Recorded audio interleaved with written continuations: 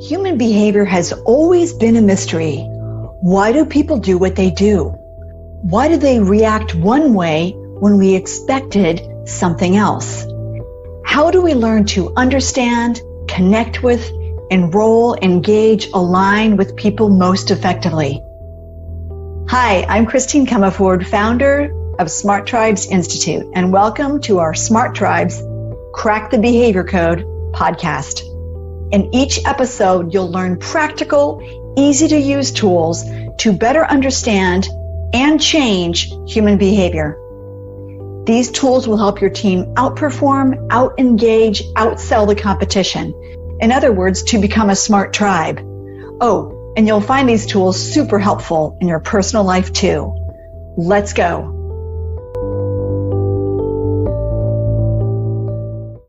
We all want better sales results. So what's the secret? It lies in the brain and knowing how to guide our salespeople out of their critter state, fight, flight, freeze, where they're overwhelmed and stressed, and into their smart state, where they have fresh insights, are ready to tackle the day, are motivated, and are psyched to succeed. So let's talk about 3 reasons, and really these are the ones I found are the top reasons why we aren't getting the sales results that we want. Number 1, you aren't asking the right questions.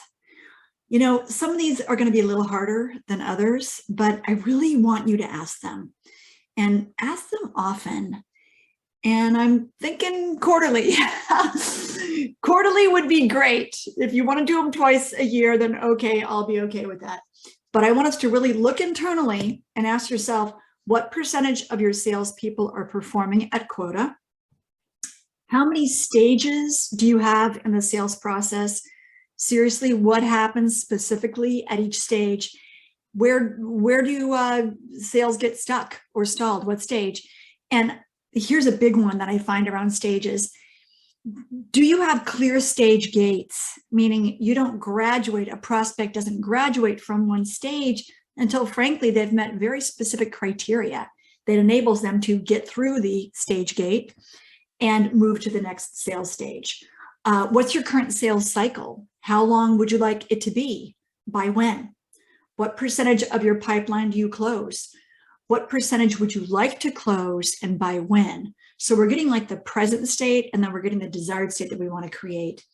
What percentage of sales do you lose to your competitors? What are the most common reasons? What percentage would you be willing to tolerate and by when?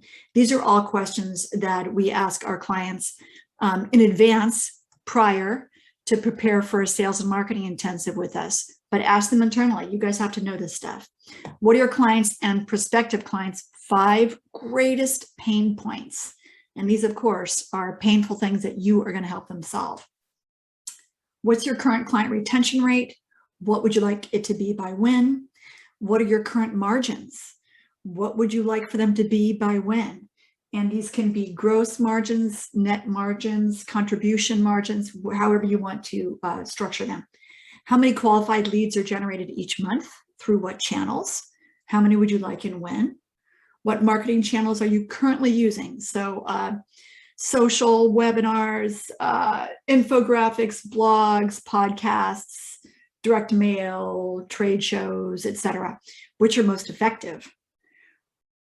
Here's one that's going to require you to go to the show page, and let me make a note. On the show page, we're going to have a meta programs and a safety, belonging, mattering infographic, because I want you to think about what are the profiles of your clients.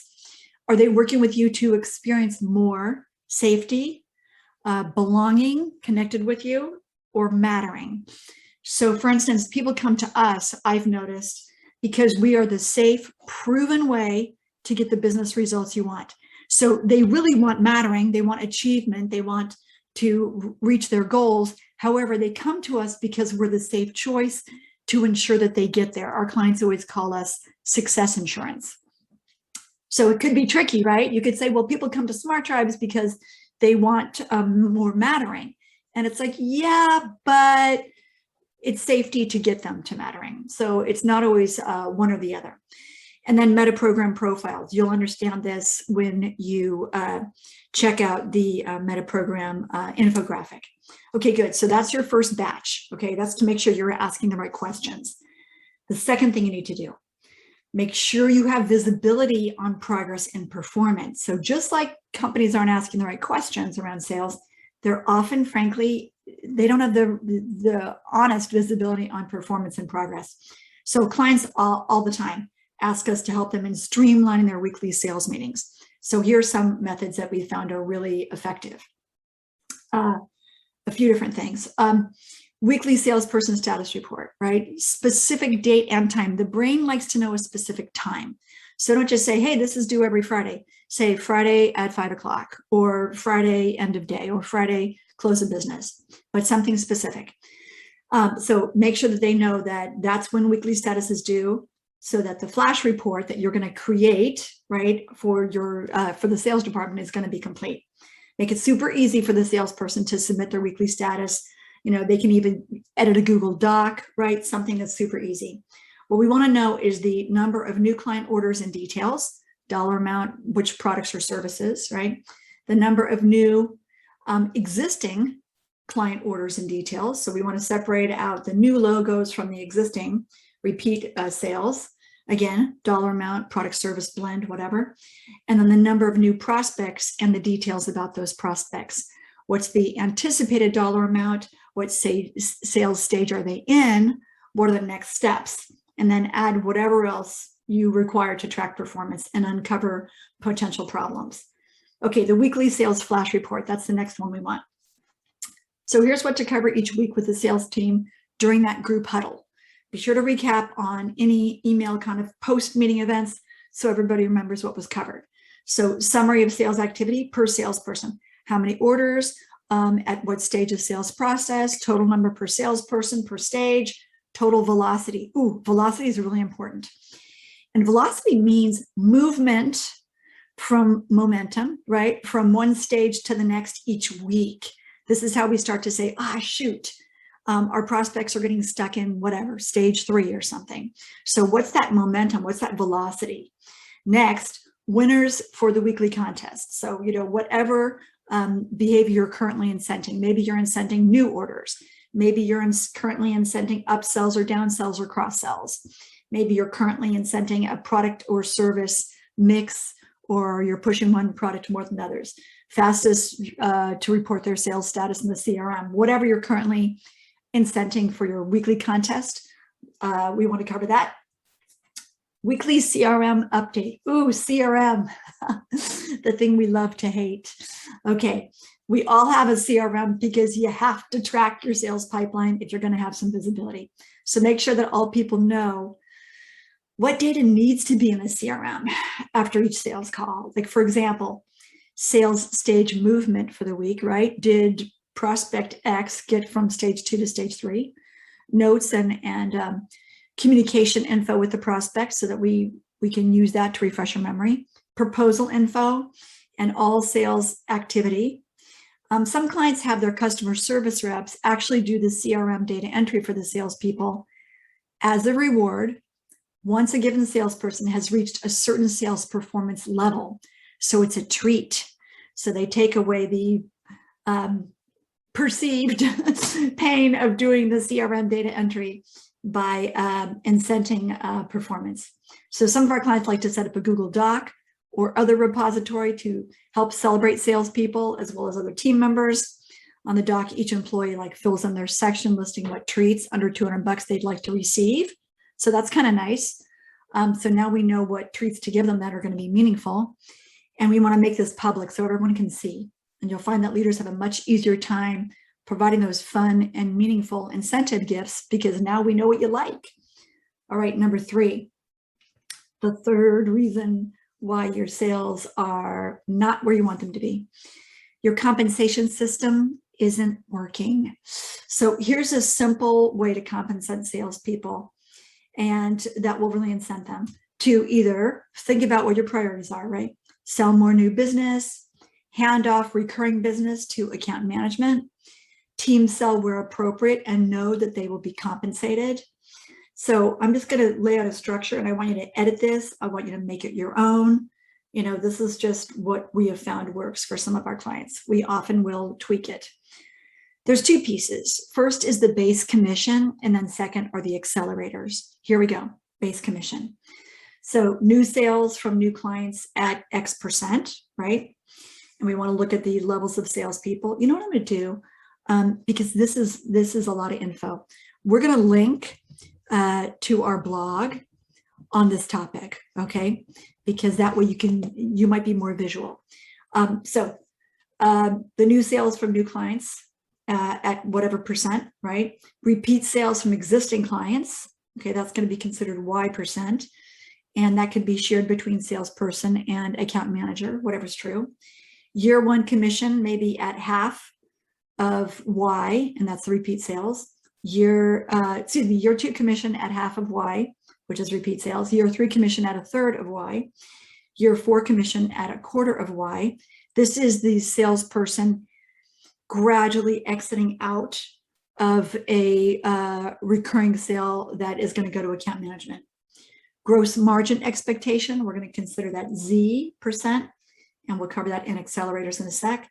But we've got to look at the levels of salespeople, and we see 3 levels of salespeople. See how this works for you. An entry-level salesperson has an entry-level quota, and their base is blank, okay? And we're going to have a model salesperson in there, so let's just say Joe Blow. Then a mid-level salesperson, they're going to achieve 75% or greater of their quota consistently. So they're going to have a larger quota than the entry-level person and a larger base. We'll put a model salesperson in there, and we'll say Yvonne. Third, the senior sales level, that person reaches their quota all the time. They have a quota of blank and a base of blank, right? Let's say Dion is our model salesperson. So we've got 3 levels of salespeople. We have different quotas and expectations and bases for each of them.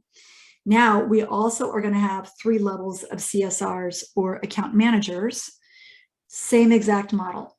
Entry level quota. Mid-level, they reach 75% or more of their quota. Senior level, they reach their quota all the time. We want to keep giving them increased quotas. Accelerators. We have 2 accelerators on increases. You guys, I know you're going to need to see the blog. This is a lot of data in gross sales. So blank percent over quota gets blank percent commission. So we want to make sure that we have accelerators, okay? On maybe normally you pay, I don't know, let's just say 5% commission. And then for every sale above your quota, maybe you get 10% commission, all right? So we have accelerators on gross sales above quota. Another accelerator could be on contribution margin, right? Blank is what you get, let's just do the same thing, 5%. And then everything above that, you get more. So team selling, this is where I find we get channel conflict and general grumpiness. Team selling is, we have to be really careful about effort allocation. We have to really clearly lay that out in the CRM and enter it kind of formally. So if it's partner selling, then they share 50% of all the selling work. So 50-50 commission split, you guys tell me. That's what our clients like to do, but you have to make sure that both people have very clearly defined roles so it doesn't feel unfair. So one person isn't carrying the lion's share of the work. So that's partner selling. Consultant selling, one person is the advisor, stops by the client if they're in town, answers occasional client questions, encourages future communication, but really the salesperson is handling it. The advisor gets far less commission than the salesperson, but they're still helpful. So you need to figure out kind of what that's going to be. So make sure if you're doing team selling, are you partner selling or are you consultant selling? So woo, that was a lot.